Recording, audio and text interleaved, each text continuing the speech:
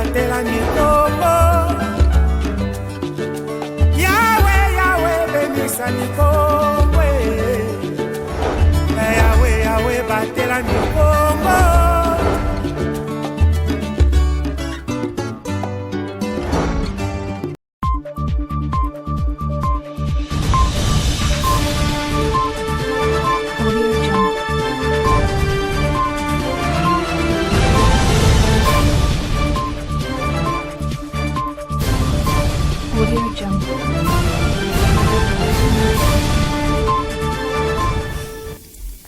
Bon début de la semaine, mesdames, messieurs, et bienvenue dans cette grande édition du journal sur Ma Bannière Télévision.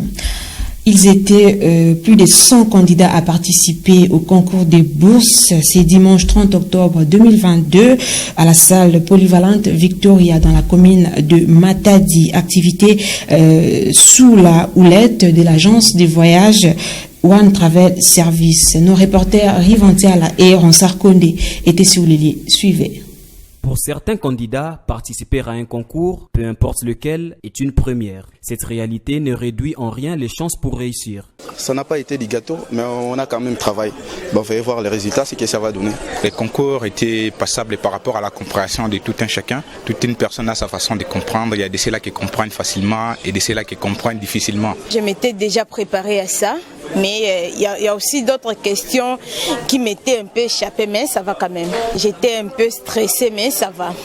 Midi 10, c'est l'heure qu'a débuté le concours de bourse organisé par l'agence de voyage One Travel Service dans la salle polyvalente Victoria à Kinkanda. Le go a été donné par le chargé de communication Jonathan Bola devant un important nombre de candidats, 130 au total, venus pour la circonstance. Court mais précis dans son intervention, Jonathan Bola a passé le relais au coordonnateur des activités de One Travel Service, Plamedi Ngala Mouloumé, pour que ce dernier donne différentes consignes aux candidats avant qu'ils se lancent à répondre aux questions posées dans les items en format choix multiples. Les questions sur la culture générale, les mathématiques, le français et l'anglais ont composé les deux séries des items pour le concours, précédées par la page sur laquelle le candidat remplit son identité, celle de son tuteur et le pays de son choix, un pour la zone A, autant pour la zone B. Aller poursuivre les études à l'étranger après le concours est possible, mais à condition de réaliser au minimum 60%. À partir de 60%, c'est déjà une réussite. Moins de 60%, on peut parler forcément de l'échec. Pour assurer la crédibilité de l'agence, je pense que c'est pratiquement simple. Il y a d'autres parents qui déjà au départ ne croyaient pas à cette activité. Ils disaient peu importe ce que vous pouviez faire. On a vu beaucoup de gens qui sont venus dans cette ville extorpiller la poche de parents. Mais nous, One Travel Service, on peut parler du costaud dans le sens que ce n'est pas une agence qui existe aujourd'hui. C'est une agence qui existe déjà depuis 2 années. Le résultat déjà de ces tests va prouver réellement que c'est une agence qui est pratiquement sérieuse. En 5 ans d'existence, One Travel Service ne cesse d'étendre ses activités sur le concours de bourse en République démocratique du Congo. Matadi dans le Congo central en a bénéficié ce dimanche 30 octobre. Le tour de Boma est attendu dimanche 20 novembre prochain. À noter que Lubumbashi dans le Haut-Katanga et Kinshasa ont été les premiers servis sur la liste. Quittons le secteur de l'éducation pour parler de la religion. La 15e communauté des baptistes du Congo Sebco, paroisse locale de Mikondo 1, a organisé un culte d'action de grâce ce dimanche 30 octobre 2022 à son siège provincial situé à Mikondo dans la commune de Mvuzi. Elda Jackson Mayandi dessigne ses reportages. L'Église du Christ au Congo, ECC, 15e communauté des baptistes du Congo, Sebeko en sigle, paroisse Mikondo 1, a organisé son culte d'action des grâces 2022 ce dimanche 30 octobre 2022. L'événement a eu lieu au numéro 25 de l'avenue du 8 mars au quartier Ngadi dans la commune de Mvuzi. Devant plusieurs fidèles de cette église venus de partout, le révérend Samuel Makonko Benakembo a présenté les différents invités. S'en est suivi des chants de louanges et adoration. Le diacre Mayolungo de son côté a prononcé les mots des circonstances. Cette célébration des fêtes d'action des grâces 2022 s'est déroulée sous les thèmes « Je reconnais que Dieu paie tout pour ma vie » exploité par les prophètes Achille Pouloulou, prédicateur du jour. Au sortir de ce culte d'action des grâces, le coordonnateur provincial de la CBECO Congo central, révérend Samuel Makonko Benakembo, a expliqué l'objet de ce culte. Nous venons de célébrer une grande fête d'action de grâce. On fait une action de grâce annuelle. C'est une fête qui a 3 axes. Premier axe, rendre grâce à Dieu pour tous ses bienfaits envers nous. Deuxième axe, c'est une occasion d'avoir des fonds pour le développement de l'Église. Troisième axe, c'est les retrouvailles, parce qu'elle a une grande communauté. Et la première communauté protestante au Congo central. Voilà, on a regroupé les églises pour célébrer le Seigneur. Les temples étaient pleins, les gens dehors. Nous glorifions le Seigneur pour l'enthousiasme de tout ce qui s'est passé en ce lieu.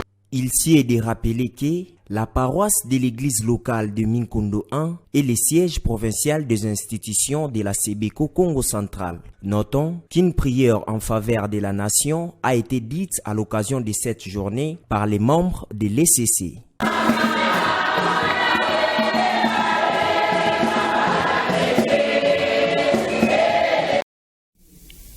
Sachez-le aussi qu'à Goma, chef-lieu de la province du Nord Kivu, la population était dans les rues. C'est lundi 31 octobre 2022 pour la 2e journée consécutive. Objectif, dire non à l'agression de la RDC par le Rwanda et exiger l'implication de la communauté internationale. Ce reportage est signé Daniel Michombero, notre correspondant dans les Grands Lacs.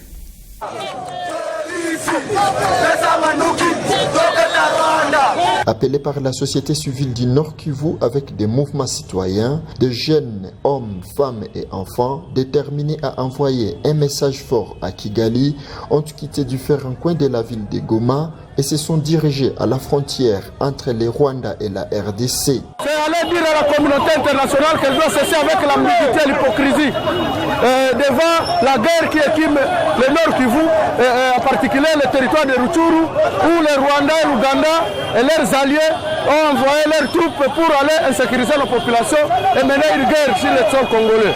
Pauline Farini vit à Goma depuis plusieurs années. La mère de 6 enfants s'est dit prête à apporter son soutien au FARDC. Elle exige ainsi le départ de tous les pays agresseurs de la RDC. Apparemment, les pays voisins trouvent que notre FARDC est vraiment faible. Et pourtant, ce n'est pas le cas. Raison pour laquelle je dis toujours à notre gouvernement de prendre les choses à main, de soutenir nos FARDC.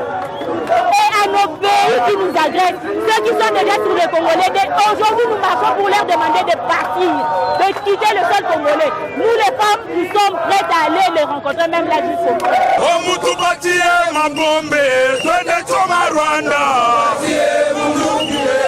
Alors que les manifestants se sont décidés à franchir la barrière entre le Rwanda et la RDC, la Grande Barrière, ils ont été dispersés par la police à coups de gaz lacrymogène.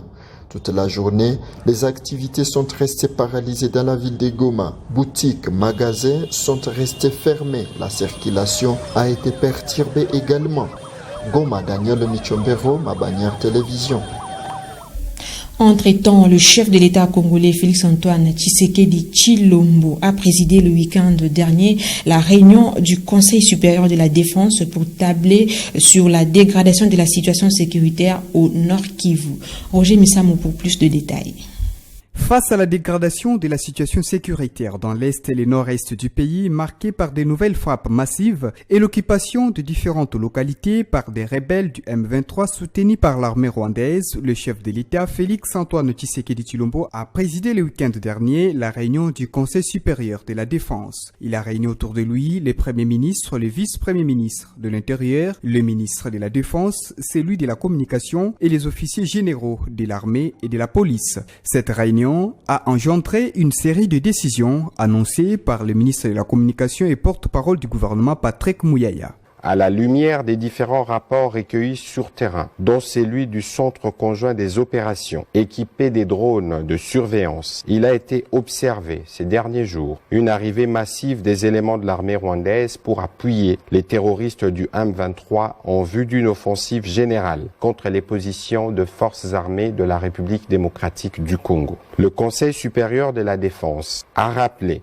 que cette offensive du M23 appuyé par l'armée rwandaise, vient de porter un énième coup au processus de paix de Nairobi et des Luanda engagé depuis plusieurs mois. Cette aventure criminelle et terroriste a rencontré une farouche résistance de forces armées de la République démocratique du Congo, déterminées à défendre la patrie jusqu'au sacrifice suprême.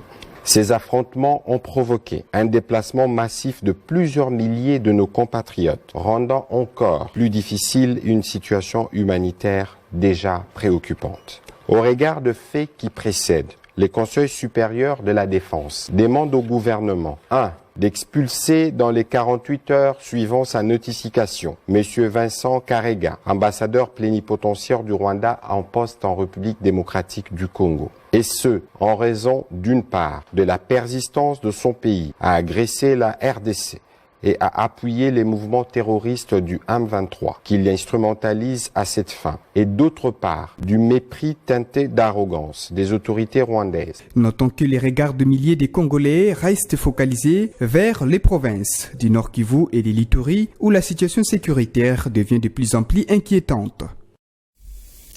Une page culturelle dans ce journal, l'artiste musicien congolais Fally Ipupa a réussi son concert du 29 octobre 2022 au stade des Martyrs de Kinshasa, malgré quelques dégâts matériels et quelques pertes en vies humaines enregistrées. Jamsingo nous fait le point. La date du 29 octobre 2022 reste historique pour l'artiste et musicien congolais Fally Ipupa, surnommé Aigle par ses fans. Il a réussi son concert au stade des Martyrs de 80 000 places, mais l'artiste a réuni environ 120 000 personnes. C'était l'un des événements les plus attendus par les amateurs de la musique congolaise. Le stade des Martyrs était plein à craquer, des spectateurs étaient même sur la pelouse. Plusieurs d'entre eux se sont évanouis avant et pendant le concert. Daniel Aselo Okito Wankoy, vice-premier ministre, ministre de l'Intérieur, de la Sécurité, décentralisation et des Affaires coutumières, a annoncé officiellement la mort de 11 personnes et plusieurs blessés en marge de ces concerts. Daniel Aselo a lâché que l'organisateur de l'événement doit être poursuivi en justice. oyo esalami lobi ezali dû na comportement ya organisateur ya activité ayokanaki na stade pe na la police akosalela pourcentage songolo pona ke batu bakota na stade. Malheureusement, il est allé même au-delà de 100%. Ce qui fait que Batou, Bakomaki étouffé et que organisateur ya activité oyo, Sengeli Azala puni. Soka kokima aye bake sikanyo so kokima na Congo oyo, police nationale congolaise, toute la communauté de renseignement, bakolukaye tokozwaye il faut azala sanctionner. Après son concert, la star congolaise Fally Ipupa a fait un message de condoléances aux familles touchées. Dans son tweet, je cite, « Malheureusement, malgré toutes les dispositions prises pour le strict respect des consignes de sécurité, des incidents malheureux et dramatiques ont émaillé la fin du concert. » Fin de citation.